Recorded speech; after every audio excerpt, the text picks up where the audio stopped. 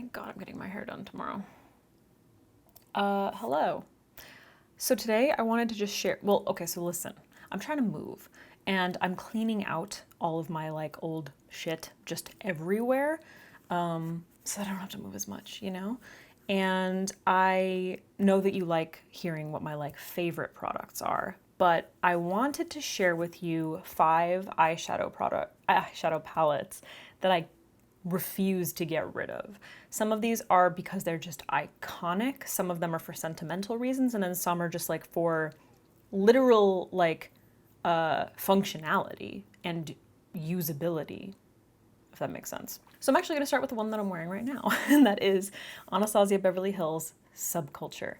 I have said before, like in previous videos, when this first came out, I was mesmerized by it. I just saw those tones and I was just like, oh, not only does it say fall to me in every single way, but it's like just really unique tones, you know? It wasn't like the typical warms. Like they definitely have those in there, you know, like we have like a nice warm brown and then we've got these like nice warm colors here, but they just did some really different things with these colors. Like this color in particular is very unique.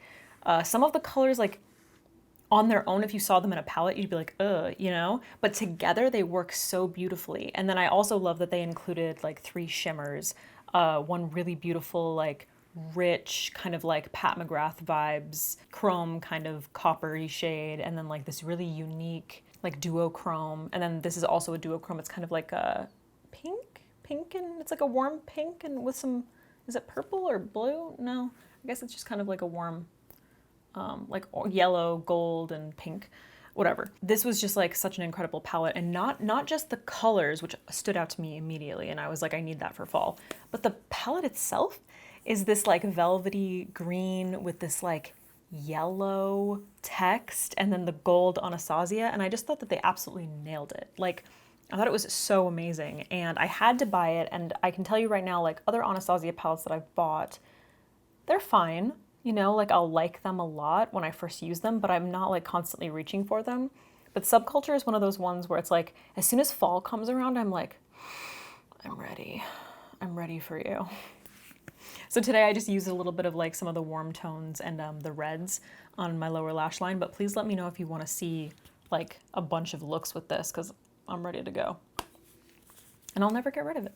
I don't care how old and crusty it gets. Okay, next up is, simply because it's an absolute work of art, is the Pat McGrath Mothership 5. I was like, what is this called? This is a fresh one that I'm not touching because I have like my old crusty one. For those of you who don't know, I did work with Pat McGrath and I created a lot of the like close-up eye looks that you see on Pinterest and Facebook ads and Instagram. Like they're all over the place. They're on Sephora and the website. So I have basically all of the palettes, and they're all like crusty and gross. And this is my like nice clean Mothership 5. This is, I guess it would be like, this would have to go for basically all of the Mothership palettes alike. And it is that they are a work of art, an absolute work of art. The eyeshadows themselves are stunningly beautiful. The finishes are all stunning. I'm not gonna fucking touch any of these for you, so don't even think about it. But the topper shades are incredible, really beautiful colors, like the chrome shades, the like, what do you call that? Chrome shade? Foiled shades? I lost that word. The mattes are all beautiful. They're incredibly versatile. You can like really tone them down and blend them really nicely, or you can really, really build them up. The colors, especially in this palette, are just like stunningly beautiful. I love them. I think that they work perfectly together. There's so many different possibilities and just unique combinations that you can create with this palette. And like I said, the actual palette itself is a work of art. Like from the beveled logo on the front to the actual palette itself, like the weight of the palette, the beveled mirror, the back of it is just like perfect. There's like this laser cut text here. I had to label it number 5 because I kept forgetting which ones were which.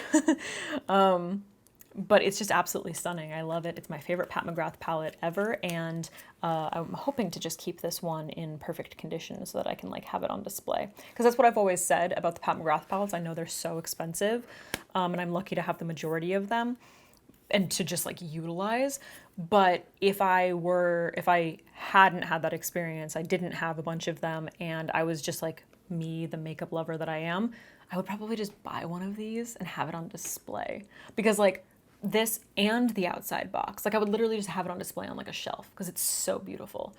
So I will never part with this, and hopefully never touch this one so that I can display it. Okay, next up is kind of funny. This is the DESI KATY FRIENDCATION palette. This is, I think, was the FRIENDCATION palette the first one that they came out with, or the second one? Because I can't remember. I know they had the little quad that was toppers. This is just one of those palettes that like, I don't even use that much, but I will never get rid of it. Number one, because I think it was created during that time that, like, for those of you who don't know, I was like a fan. I was like a makeup fan. I was watching people on YouTube as I was like doing my own shit. So I just feel like I was like so a part of this, you know, because I was like watching DESI and KATY and their like friendship kind of evolve, and then their collaboration with Anna and Dose of Colors, and then the packaging and everything was just like so dope. The colors are so beautiful. I'll occasionally like dip into these for toppers, particularly that blue is just like, you know, they really nailed it with some of these colors. It actually gives me Pat McGrath vibes, and the actual formulas are so beautiful. But every time I look at this, I just like, I don't even use it that much, but every time I try to like clean it out of my collection or clean out my collection, I'm just like, no, I'm never getting rid of that. Like, that is staying forever. There's not so much, not a whole lot that I can say about that. I remember when they were talking about the packaging. I just love that. It's so cool. All right, next up is the BH Cosmetics Take Me Back to Brazil palette, which, was it this one that I did? Take Me Back to, oh, just kidding. I did, I collaborated with them on Take Me Back to Ibiza, which is a similar-ish palette, but this was their first one. And this is, well, relatively fresh. I think I dropped it. I'm lucky enough to have like backups of all of these things. I'm probably not gonna, I don't know if I'll use this one. It depends on how my other one is looking. But this is a BH Cosmetics palette, and it just has every color that you need. Every colorful shade that you need. You have a black color if you want to like intensify, like deepen up, you know, and then you have two like highlight shades here. And they have a really nice array of matte shades as well as like shimmers. And it's just one of those palettes, honestly, all of BH Cosmetics, like their colorful palettes, the ones they come out with, they're so much more usable than you think they are. But a palette like this is just like, if you're a person who has a ton of neutral palettes, having a palette like this, like just one of these is perfect because it's got all the colors that you could possibly need. So if you want to just like dip your toes into color, it's fantastic because you don't have like gigantic pans, so it's not going to be like a total waste. It's BH Cosmetics, which means it's super cheap. I really hope that this still is out there because this is like probably one of my first palettes that I used from BH that I just like absolutely fell in love with. Like, it's just it's amazing. Yeah, I really hope that they still sell it. I don't even know if they do. But the Take Me Back to Ibiza palette was like kind of similar. It had these really beautiful like pinks. Maybe I'll include a screen. I'm actually wearing in my profile photo on YouTube, which like, let me know if you want me to recreate that, by the way, because I don't have any tutorials for it, is the Ibiza palette, Take Me Back to Ibiza. Anyway, this is just another one of those palettes where it's like, I mean, clearly this one's never been used, but I use it when I need it, you know? Like, it's in my collection if I need a specific color, but I don't really use it that often. But every time I try to like, I'm cleaning stuff out, I'm just like, I need that because I might need that color. It's just so good to have. Okay, and then finally, all of the Huda Beauty Obsessions palettes. These were, like this one, I don't even know if they make these anymore because I recently used this in that tutorial where I did the like 2 different contact colors, and I was looking for it online and it's like available on some sketchy like Amazon site, but they don't even have it on like Sephora anymore. But all of the Huda Beauty Obsessions palettes are fire. Like, I love the formulas. I love the colors. Every single one of them. She has the Wild palettes that just came out recently, which I also used. I used this red one. She nailed, I have to say, the like really compact palette with like an array of combinations. Like she just did such a good job with all of the different like combinations of color. Like look at that. So dope. But she also has the nude ones. There's like the I think is it the nude obsessions, I think. I also have those, and I'm holding on to all of them because they're just like amazing. They're the perfect size for travel. Like if I want, I mean, that's pretty aggressive, but I would totally travel with that. But like, it's so tiny, and you have like the perfect amount of eyeshadow pans in here.